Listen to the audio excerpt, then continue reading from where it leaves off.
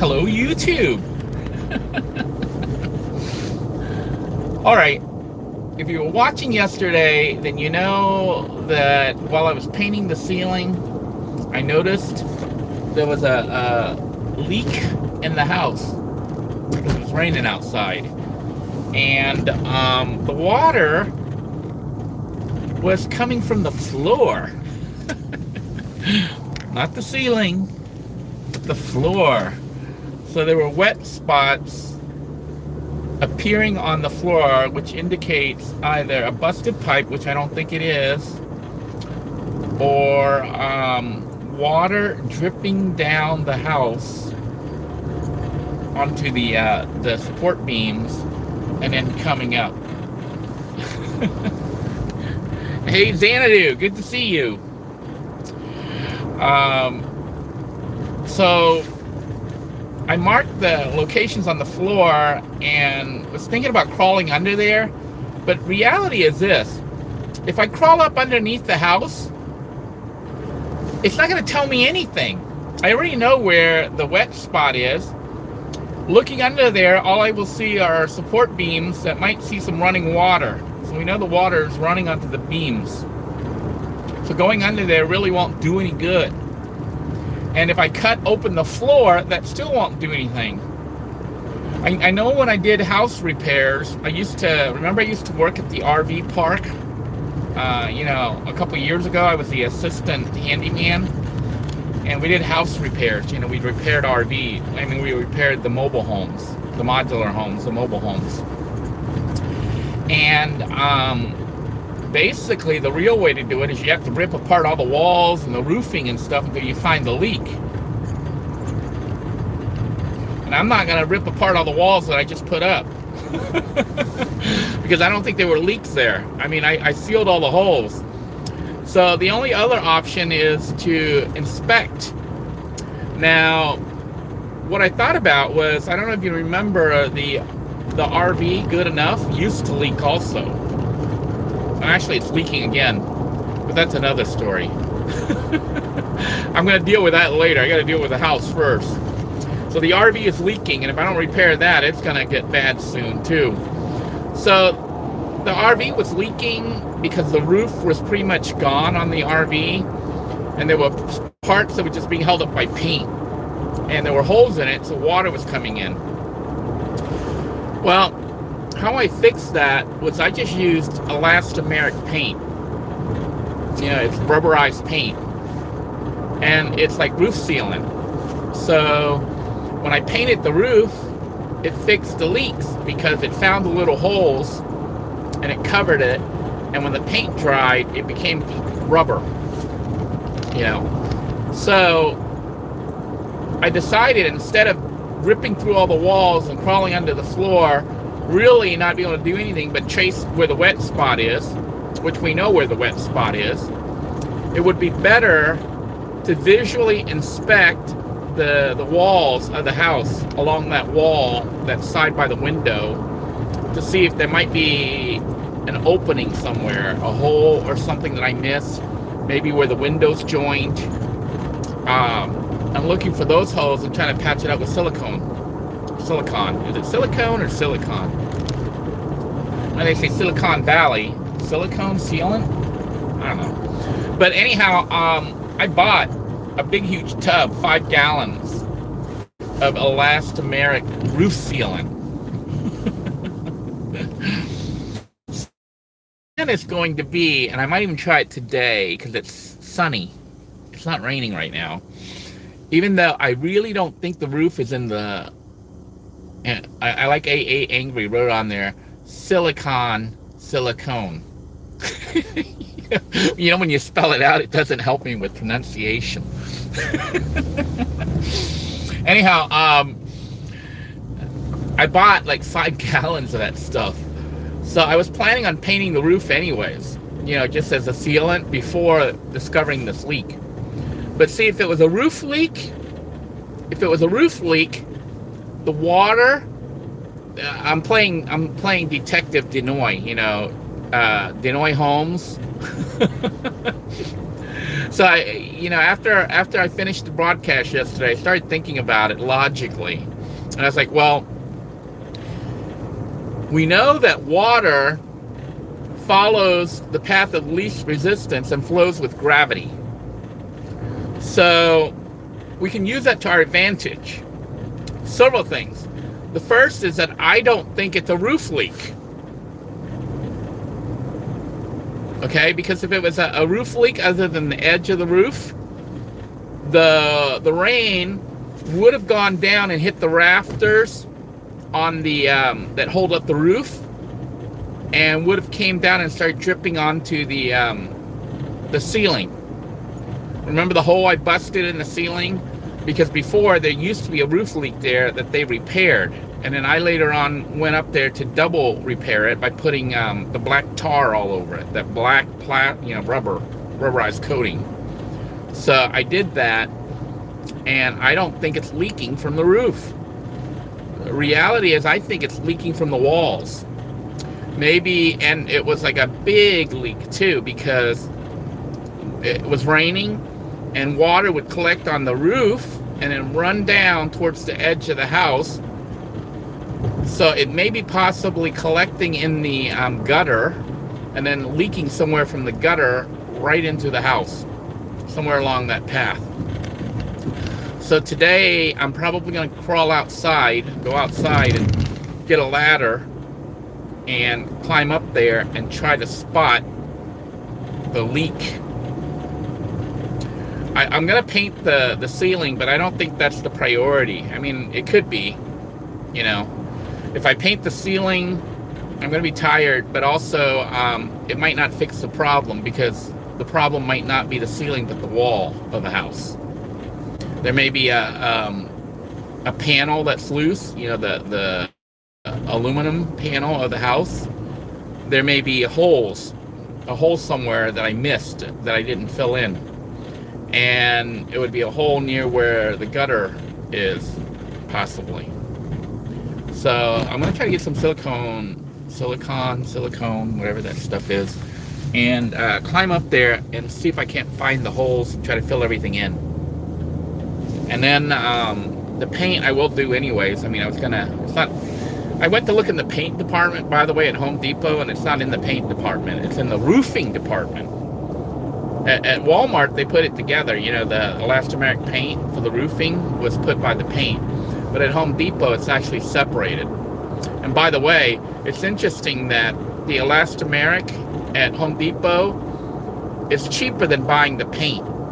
Originally I thought of using paint because I thought it'd be cheaper.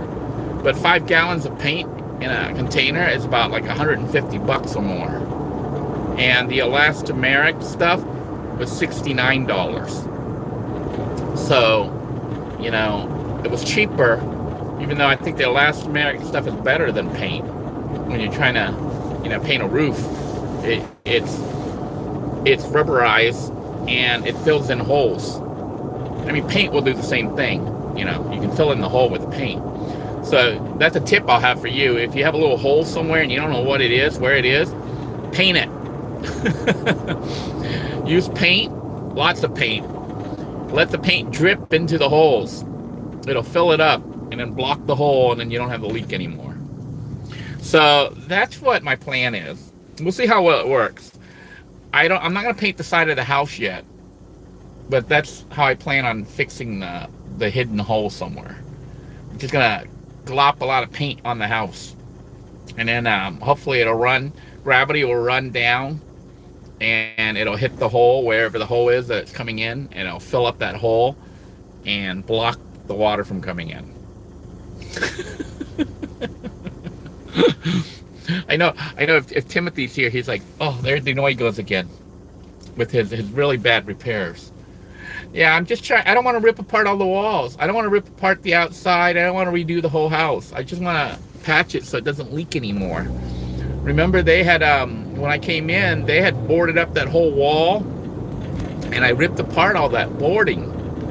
So they put that wood across those windows in the back section because that side of the house kept leaking. And I know where the drainage is up there. There's a roof gutter, there's a spot that leaks, and I sealed that, but maybe I need to go look outside when it's raining again and see if there's a spot where it's leaking and lots of water is running down.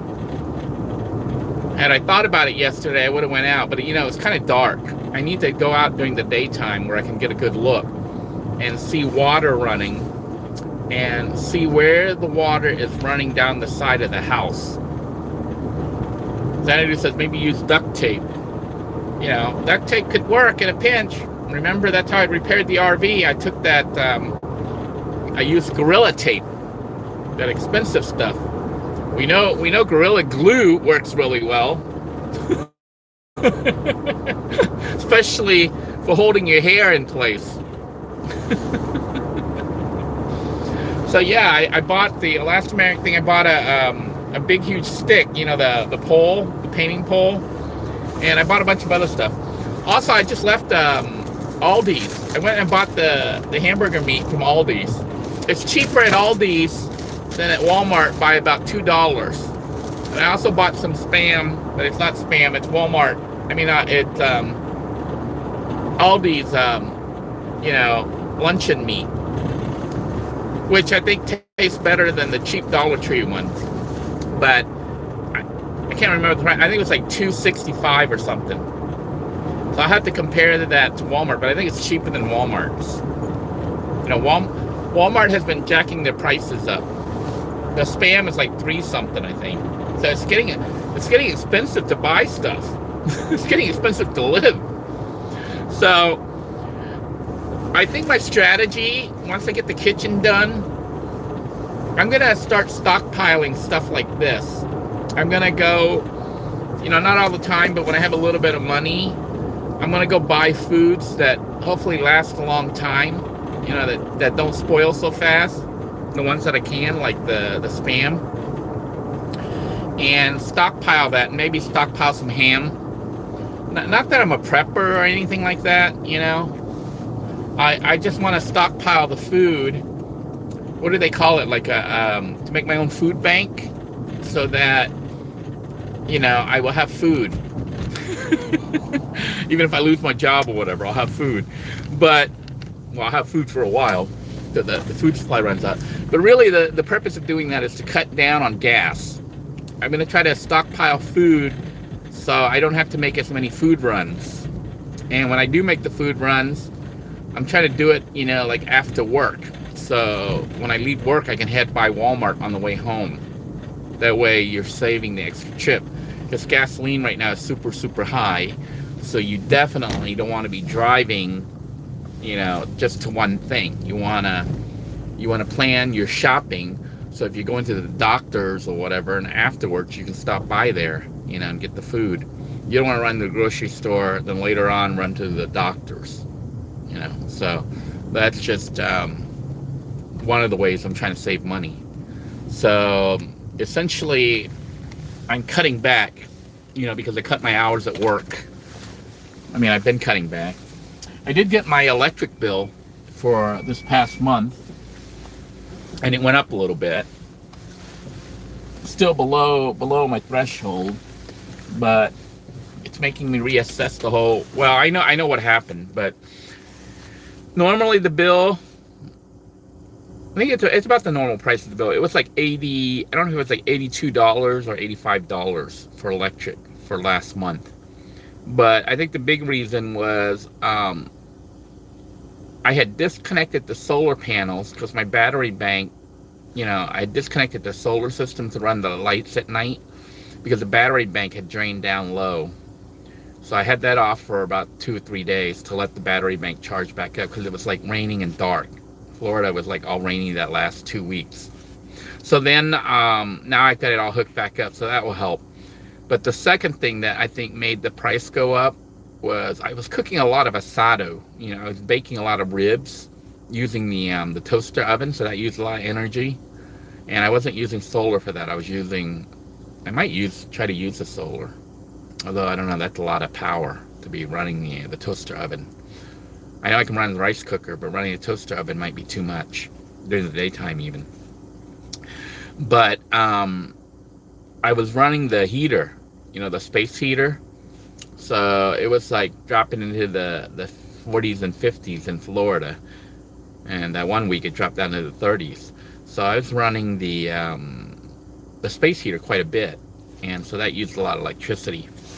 And then the other thing is, several days I was forgetting to turn the light off. I have some lights on solar and some on the grid. But I went to Home Depot today to get those things, and I decided, and I found one of these light bulbs. This is an LED light bulb with a dusk to dawn. See a little dot right there? It's a dusk to dawn sensor. So what it'll do, I can put this into any outlet, but this is for outdoor, the front of the house. That way I can leave the light on, even though I have a switch, I can turn it on and off now. But I can leave it on, and if I forget to turn it off, it'll shut off during the day, when the sun comes out, when the sunlight hits it. That'll save, because occasionally I get in a rush in the morning and I forget to turn the light off. And honestly, it may be better to have the light on, when you're in the dark fumbling, than turning off the light, the porch light, when you need it. So by putting this on there with the sensor on it, I can leave the light on all the time, and it should shut off by itself. I don't remember. Let me look at see if I have my receipt. Can't find the receipt in there. I think it was like it might have been like $6 or $9 for this bulb, somewhere in that range. So I was trying to find a dusk to dawn light fixture, but they wanted too much. They wanted like $30 or something crazy, like $30. I'm like, I'm not gonna pay $30 for that. So I bought a cheap $6, $7 one for the light, the light fixture, and I'm gonna put this bulb in there. So this isn't a regular bulb. It is a LED bulb. So it says 800 lumens. Replaces 60 watts, but it only uses I don't know how many watts it uses. Uses 8.8 watts of energy. So pretty low consumption because it's LED, but it's still, what's saving power by shutting things off. And that's what I mean about setting the house so it's going to be semi-automatic. Like, I'm thinking of setting the heater to come on during the winter, even though I'm in Florida. But when it was cold, like in the 40s, I didn't like going to the bathroom and, in the morning when I wake up for work and it's cold. So what I might start to do is set the timer, put it on a timer, so that before I wake up, maybe 15-30 minutes before I wake up, the heater comes on, and then for the in the bathroom, that way when I go in there it's nice and warm and I don't freeze my butt off. And then set it to go back off, just come on for 30 minutes to heat up the place and then shut off for the rest of the day. But all that's going to be pretty low tech stuff. I'm not computerizing. I'm just going to use the timers. So a lot of the house is going to be automated, for heating and cooling. The other thing is, like, I had thought of using 12-volt light bulbs for security around the house, because right now I use 120, so I have to go through a power inverter. And the problem with power inverters, they actually consume power. They actually consume electricity just running the inverter. So a rough estimate, I think, is like they say you lose 10 to 15% of your energy just from converting it from 12 volts to 120. So you already lost 10, 20%, 10, 15% without doing anything. So if you were able to run 12-volt LED light bulbs, security lamps, you save money in the sense that you don't need an inverter, a power inverter, a power converter or inverter to change the power from 12 to 120. You could just run direct line to the lights, the security lights, and automatically you save 10 to 15% power, your battery bank. It's like an energy boost. So I'd looked into that, and I may switch to that, but I wanted to try to keep the fixtures and stuff normal, like unless they already make it with dusk to dawn, sensors on there for the 12 volts. I know they have some that are standalone with its own little battery pack, but I don't know if they're 12 volts. I think they might be less than 12 volts. They might be like 7 volts or 5 volts or 6 volts, some weird voltage. But those things have a timer on it that shuts off, and the battery that they sell with those is only small. It wouldn't be able to run it all night. But conceivably, you could get one of those and modify it by connecting, instead of using the battery, connecting it to a 12 volt source. I don't know if that would, if you connect a 5 volt LED light to a 12 volt, those of you who are electricians, if you connect a 5 volt LED light to a 12 volt DC power source, would that blow up the LED, or is it going to be fine? Does the LED light just pull what it needs, or will the 12 volt go in there and destroy the circuit? Let me know if you know. Take some time to read your comments here. Xanadu goes to the 125 store for food now. They need to change their name from Dollar Tree to $1.25 Tree. And I know the Canadians that tune in sometimes go, oh man, nothing's ever been $1 at the Dollar Tree where they are in Canada. It's always been more than $1. Let me read your things here.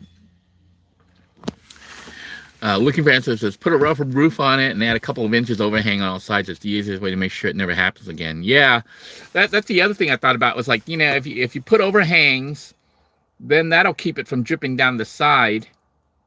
The other thing is, I thought about the windows. You know, it's like if it's coming through the windows, but I don't see them anywhere anymore. But the old houses in Florida used to have I don't know what they call it, but they're window overhangs.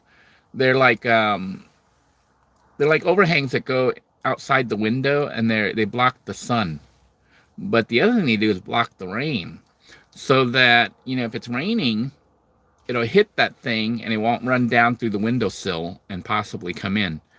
We know for a fact, when I was doing the house, when I had all the panels ripped off, the windows had a lot of leakage. You know, that's where a lot of the damage was, where the water had come in and all the wood was rotted. But if you'll recall the other day when I was, you know, hammering stuff in the wall or moving things around, I heard a chunk of framing fall behind near the front of the house. So I know that part somehow had water in it too. There was water damage in there. And I'm wondering, but see, typically when you have water behind the wall damaging the wood, it also soaks through the wall so you can see damage. But I didn't see any soaking through in there, so that damage may have been fixed. You know, I don't know. I know I'm going to recoat the whole roof. Then trying to figure out how to do an overhang on it. Somebody said that if you put a rubber roof on it and do an overhang, I guess you could pour the roof thing over. I don't know. Something to think about. But I think if I can seal the holes with paint and elastomeric covering for the roof, that might be good enough. But I do possibly want roof overhangs, just because it could help with you know, keeping the sun from coming in too much during, you know, we're in Florida, especially during the summer. It could keep the house kind of cool. The idea is to try to make the house like somewhat energy efficient. You know, I think the old mobile homes and stuff weren't necessarily designed to be energy efficient, but fortunately, because it's a single wide, it has windows on both sides. Actually, it has windows on all 4 sides of the house. But if you open up the windows on both sides of the house, you could have a breeze going through the entire house. So air conditioning might not even be needed. You know, I don't know how it is if you're out in the desert, but in Florida, I think it would be okay. I know when I was at the hut, remember Hut 2.0 out in the woods, I had windows all around and it never got hot in there. It was always nice and cool. With the shade of the trees and stuff, it became even cooler. Now here we cut a lot of the trees away because it was dropping leaves everywhere. And there's a potential of the branches breaking and breaking through the house. So I'm even going to have to trim some more, you know, to keep the branches away. When I did that, the house went up in temperature because the sun's directly hitting it. I'm contemplating getting some more solar panels to put on the house itself. You know, that'll serve two purposes. One, it adds a second roofing layer to kind of shade the roof. But, you know, solar panels will get really, really hot. But you lift them up off the roof. You don't have it sitting right on the roof. And then the thing is, then I could run power, solar power from the house to the house instead of a long cable from the RV. Still debating how many, you know, if I want to do little mini systems everywhere, or if I just want to increase my main system, which is in the RV, and use that RV as a big, huge generator that powers the entire house and all the outlying buildings, you know. Then you only have one system to maintain, but then you have a whole bunch of cable everywhere. If you make a bunch of little systems, you don't have to have wires everywhere. You know, the wire just runs from the solar panel to the battery bank, which is near there, and then from the battery bank to your equipment, whatever you're running. So it's AA Angry took the time to let me know it is cone, not con. Awesome. So it's silicone, like ice cream cone, I guess. We don't say ice cream con. Okay, looking for that says check the metal seals around the edge of the roof. If they're loose, your best bet is to do the roof over. Put a new roof over the old. And Shannon says duct tape. Flex seal tape actually does work. I patched the mobile home. Looking for answers has also the answers. So maybe flex tape.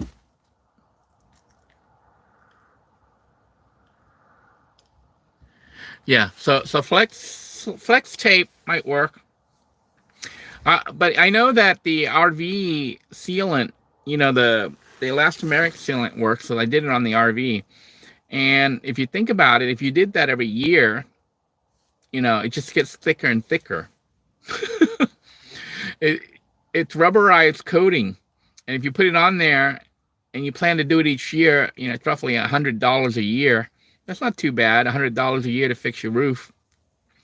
And, you know, so if you coat it every year or every other year or whatever, until you get a thick coating on there, that kind of makes it somewhat impermeable. Bobby wants to know why houses have gutters. Houses have gutters to direct the water away from dripping down the side of the house and hitting the foundation. If you don't have gutters directing water away from your house, or, you know, the water drops down and can go towards your house, the foundation. And if it goes underneath the foundation, your house can collapse.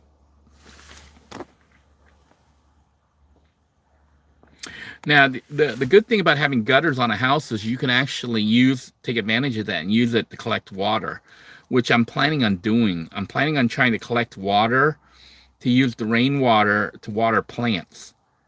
And I might even hook up a somewhat elaborate system, well, not really elaborate, but using pumps so that it can pump water and automating it. I'm kind of, you know, lazy. I want to automate my garden so that it waters itself and it catches rainwater, uses rainwater to water itself. Trying to set the system up so that it uses rainwater in a water catchment, but making the water catchment so that if it doesn't rain, I can fill the water with the hose, you know, from the city water. So that way it can always have water in there. So if there's enough water from the rain, I can save money from not having to run the city water. And if there's not enough water, like it's a dry season, I can put water in there and use that. Hello, Janet. Good to see you on here. An old lady says awning. Yeah, that's what they're called, awnings. They used to have them all over the houses in Florida, but they did away with them.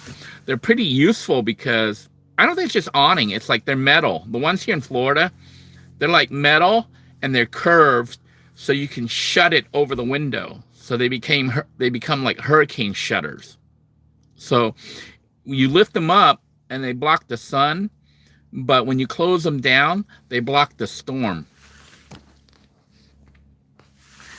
Looking for says, check out a channel called Drew's Roofing and Home Repair. He does a lot of work with mobile homes. That's how I learned to do my roof. Well, I did some stuff. Well, I learned some from when I was a handyman assistant. You know, I actually repaired roof leaks. I had to climb up there and use that black tar stuff. That stuff works great. It's like I think $15 a gallon. You know, a bucket size, a gallon size bucket. $15, and you basically it's like a gooey, thick, rubberized tar almost. It's not tar, but it's almost like tar. It's rubber, and it's almost like the thickness of cake mix, maybe a little bit thicker than that. And you just scoop it up and go right over the hole. Supposedly, I think you can even do it when it's wet, but you really should do it when it's dry. You know, but it'll once it hardens, it becomes a rubber coating.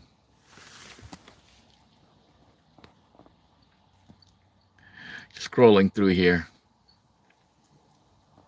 Yeah, Janet says she catches rainwater. She catches water to flush her toilet, being off grid and all. That's the other thing I thought about. Even though I'm on city water, I might try to figure out somehow of catching rainwater to use to flush the toilet. But see, the problem I'm having is if you try to use it in the indoor toilet, you'd have to punch a hole either through the roof or through the window and pipe water in, and that's going to look really bad. But if you pipe rainwater in to flush the toilet, you know, or I might just say, don't worry about that. Or have a bucket of water that you bring in and just use that when you want to flush. You know, I don't know. Could do that. It's more manual. You just, and I don't know. I don't know if I want to be that, you know, I'm kind of lazy. So having to fetch a pail of water, yeah, what you could do if you really wanted to use rainwater, real simple without changing the system, is you just have a pail, a bucket, you know, and you get rainwater in it and you just set it by the toilet. And then when it's time to flush, you just take that bucket and just pour it in and it'll flush. The toilet works off gravity, you know, and weight. The heavier the water is, when it gets to a certain point, it pushes it through.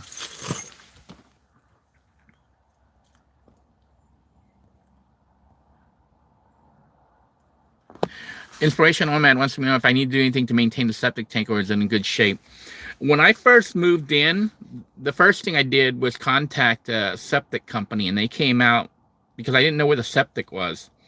I was going to move the RV to the back of the house, and I didn't want to run over the septic system.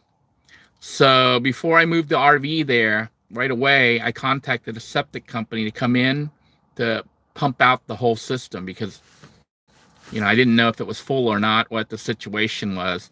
So I figured it was okay to splurge the money up front and have them come in to pump it out. But not only have them come in to pump it out, have them come in to find it because I didn't know where it was. So the septic dude showed up and he found it like really fast. They use a stick. They use a pole and they just start poking the ground. But I think they also have records on their computer of certain places that they've done before. So I think he had a record of this place. And he went out there and he said, it's over here, I think. And then he poked in like 1 or 2 spots and he hit it. And what he was poking for was he was poking for the septic tank, which is basically a box, a cement box, a concrete box with a lid, you know, that's concrete. And he pulled it open and looked inside, and it was actually pretty empty. But there was roots. So the tree, remember the backyard was like a forest back there. It was like a jungle. It had trees and bushes, and it was all overgrown. There was a lot of roots that had seeped through to the septic, and I think it drank all that water. So the septic system, and he said that it might have been broken before and was repaired or something, because we found some cement down there, you know, like blocks of cement, like cement that had broken parts of the septic, maybe the old cover or something. But, you know, we didn't get that out. Nobody was going to climb in there and try to haul out tons of cement blocks. It wasn't even blocks. It was like slabs of cement. But the septic was pretty deep, and it was mostly empty. And then the guy showed me where the drain field was, so that I wouldn't run the RV over the drain field. Because you run an RV over the drain field, you just destroyed your septic. That the drain field is where basically the septic fills up with water. It fills up with poo and water. The poo settles on the bottom, and bacteria start to digest it. And the liquid on top gets cleaner and cleaner as it starts to flow up, because the bacteria have eaten all the solids. So all that's left is water. And it comes up to hit the pipe, the upper pipe, which then pulls the water out into the drain field. And the drain field is basically your yard somewhere, and all those lines run out there. And the pipes that come up, they basically have a hole where one pipe goes out, and it goes out like a fork. A whole bunch of little pipes come off from it, like little arms, and that waters your yard with sewer water. That's how your drain field is. But what he did was he took his hose and he sprayed water all in it to clean it out, and he found the drain field pipes, and he tried to spray those out. And then basically that was it. He cleaned it all out and told me that, it was pretty empty. I was surprised it was pretty empty. But at least I knew where the drain field was to avoid running over that with the RV, and also the septic itself, in case I have to open it up for some reason. And knowing where the septic was, originally I was going to patch the RV sewer. The RV has its own sewage system right into the septic tank. But then you would have had to punch a hole through the septic, and that could cause a problem. So I went ahead and just ran it to a pipe, the pipe that went to the house. So the RV actually drains into the house pipe. And that's where I thought the problem was, but that's kind of might be where it was, but not really that. It was due to bad connection from the people before me, whoever put the pipe in, I think. I don't know yet. But I know that the toilet and the shower have all been working fine since I heard that big swoosh where something flushed down, So whatever was clogged up is unclogged as far as I know. Today I might even go out and work on that and just close that out. I'm going to replace the connection. Instead of the plastic that they had there that they wrapped around the pipes, I'm going to actually put in a connector in the pipe glue to try to do it better. And then hopefully I'll make a good seal. I'll leave it exposed and flush it, after it dries, to see if it actually sealed it. And if it's all good, that's the best I can do, and I'll cover it all back up. Hopefully it'll stay working. But I'm glad it wasn't the septic. If it didn't clear itself, I was gonna have to hire a plumber and have the whole house replumbed. They'd have to chase the leak. But I was just gonna, if they were there, I was gonna say just replumb the whole damn thing. That would have been expensive. But saving money from that, because it flushed, so we're good. Janet says she just carries jugs of water back and forth. It takes 2 gallons. Yeah, the idea is you could do that. The other thing I might do, there's a window in the bathroom. I might consider putting a hose line that it's not going to run through the bathroom, but having it so I can access it. But see, the bathroom has a screen. The reason it has a screen is to keep bugs out. So I have to figure all this out. But I could potentially run a line that goes up to the bathroom window. Okay? And then you can pull water up through there. But then you might need a pump. It gets a little complicated, Yeah, you basically setting up your own water system. If I was building an off-grid house, I would probably build it right in and have water collecting kind of high up and have it run out with gravity feed to have water in the house, that runs like through plumbing, simple plumbing, but you could have water running in the house. I could do that to this house, but I don't really want to punch holes in the walls and the ceiling and stuff, at least not at this point.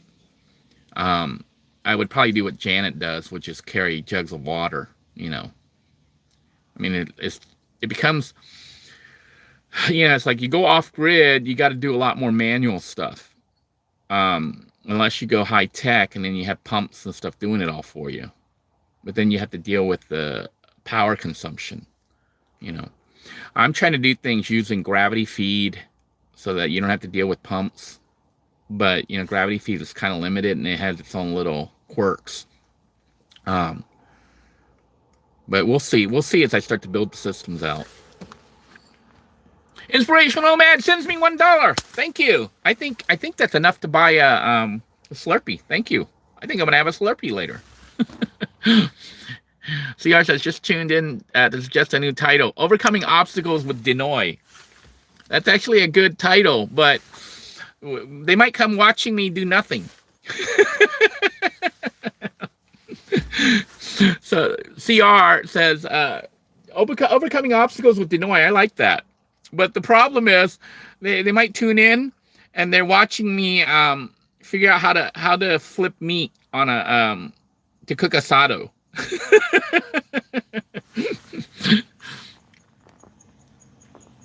Inspiration says, you still have your teaching skills. You can see them when you explain and share things. Keep using your gift. Well, thank you, Inspirational Nomad. That's very kind. Just me. Hey, you. All right. Yeah, Inspirational Nomad is a star.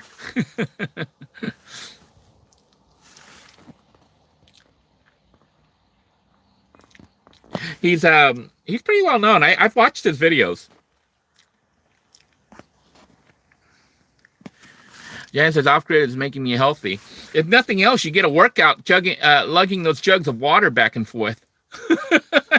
Maybe I should do that, It's exercise. So take advantage of the fact that you try to go off-grid, but then don't be lazy. You go off-grid and you're lazy by automating everything. That's the Denoy method. Maybe it's okay to have a little bit of manual labor, Go off-grid and make it your daily chore to get a couple buckets of water, a couple gallons of water to bring it into the bathroom to use it for flushing. I think she said it takes 2 gallons to flush. Maybe be able to possibly do it in 1, maybe. I don't know. Low flush systems, I think they use like 1 gallon. But, if you go to the bathroom a lot, you could end up needing 10 gallons. And then where do you put it in the bathroom? That's a tiny little bathroom. I don't know. I'm thinking of possibly hooking up a hose. I don't know if it's going to be possible to do it, but it may be possible to get a hose and set up water somehow that comes to me from there, that I can pull it on demand. That way I can fill my bucket. It's like you fill the bucket from the hose and you turn it off with the spigot something, and then you set it there for when you want to flush. Or you don't even fill the water up until you're ready to flush. Then you fill it and then you flush. Or if you get really lazy, you don't want to do that, you just hit the handle on the flush and the city water will flush for you. So you can do it both, You can use the city stuff for free. I mean, not free, but for ease of use. But if you want to save money, you're like, man, I think I'm going to save money. So I'm going to take my energy and catch this water and move this bucket and flush it myself. I don't know. I guess I know a lot of people, when they go off grid, they do it because they want to save energy. They want to have less impact on the world and all that. I usually do it because, not for any of those reasons. I do it because it's interesting for me to try to use systems that God gives us, like the sun and gravity, to help us automate things, to make life a little bit stronger, or easier. Like for example, making pulleys and stuff like that to give you more strength to lift things, using the wheel to carry things, to move things around. Those are things that God, or the creator, or the system, whatever you want to call it, has given us, and given us knowledge to take advantage of. So if you can use the wind to do things like dry clothes, right? Or even power things, why not? It's given. I just saw a video the other day, not a video, but I don't know if it was on Pluto TV. There was a thing about there was a show called, like, I think the Henry Ford Innovation Show or something like that. And they were talking about this one girl who was like half Filipino and half European. I forget which country.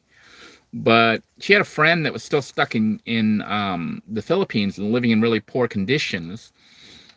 And the friend didn't even have electricity and would have to, wasn't doing so well in school because she couldn't study when she got home and stuff. And then, she had to do her chores and stuff. By the time it got time to study, it would be dark. And she didn't really study much because it was dark. I remember growing up in Thailand, we used to burn the little lamps, the oil lamps, kerosene lamps.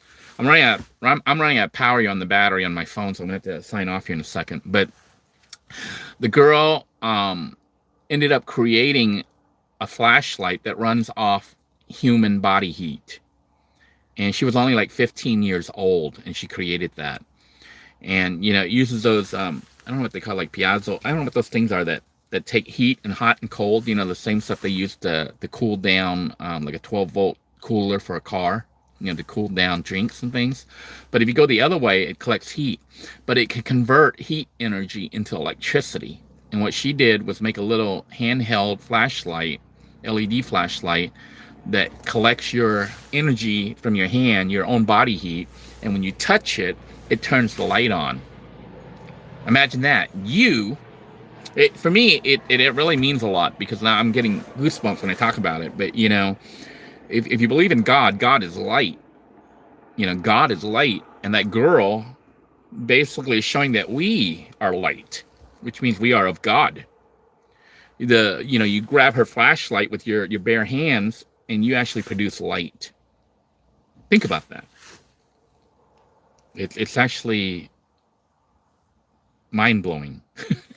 I'm going to sign out because my battery's running out, because I can't touch my phone and give it energy. But that girl really has me thinking about, gee, what can we do to make our own electricity?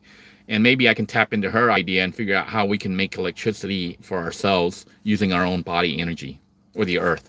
Until next time, everyone, take care. God bless you all. Stay tuned for those. Mr. Impossible is going to be working on those. Take care now, everyone. Bye-bye now.